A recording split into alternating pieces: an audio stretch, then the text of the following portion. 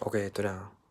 Bubuuin na natin yung Rubik's Cube. So, ang first layer, sa Rubik's Cube may mga layer to. First, second, third layer. Yung first layer sa taas. Yung second layer dito sa gitna.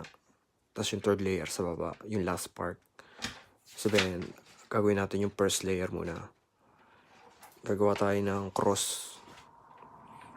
So, kahit anong kulay. Pero, mag-start tayo sa white. Gagawa tayo dito ng cross. Ayun yung step natin.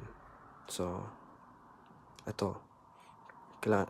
Pag nandito, pag may gintong pattern kayo nakita, puti, blue, ikot nyo. Yan. Pares na. Tapos hahanapin nyo yung blue katapat. Yan. Ayun yung tatandaan. Next naman.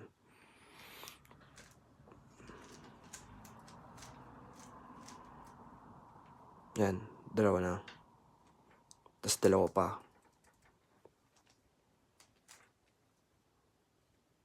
Isa pa.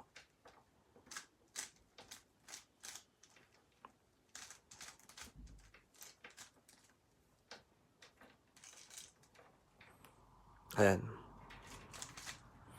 May cross na. Ito ibig sabihin yung unang layer na dapat gawin. Yung cross. Ayun yung dapat tatandaan nyo.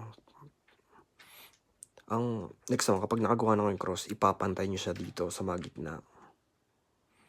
That pare-pare sila dito.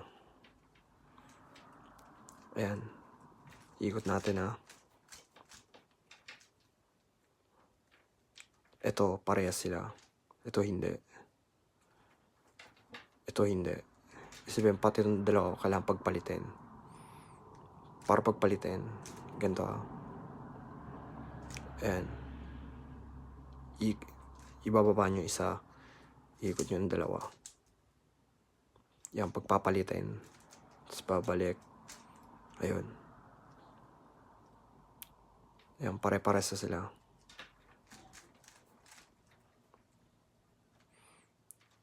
Ayun yung una. Yung cross. Pagpapalitin itong dalawa. Kunyari, ito yung baliktad silang dalawa. Para pagpalitin na yan.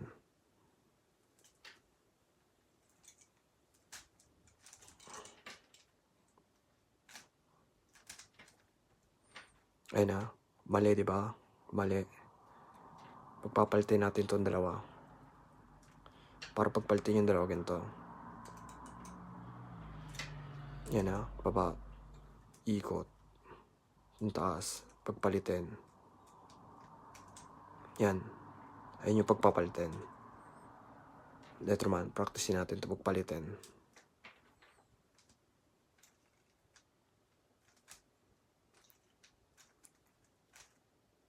Yan na, baliktad. Switch natin.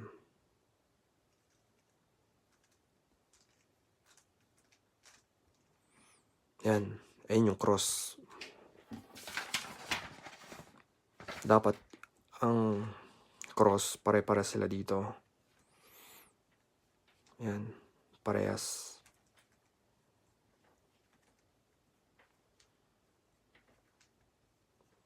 Ayun lang, ito na yung unang tatandaan, yung cross. Next naman natin gagawin yung corner.